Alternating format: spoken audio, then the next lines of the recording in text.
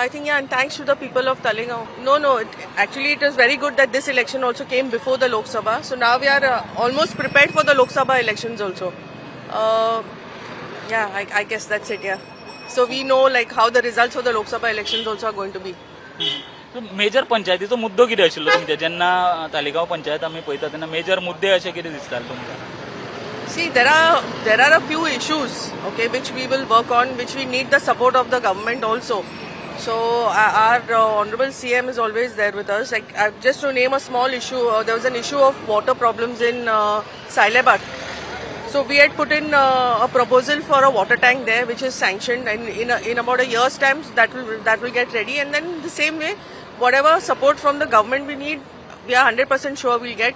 Whatever else we have to do through the panchayat, that will always go on. And then the support of Babush and me. So we are covered from all sides. निवडून येतकीर निवडून येतकच बरें दिसता, उमेद येयली म्हाका. चिंतलेले तुमी जातले म्हणून? कारण जेन्ना दोगूच जण असता तेन्ना ना चिंतलेले आमी.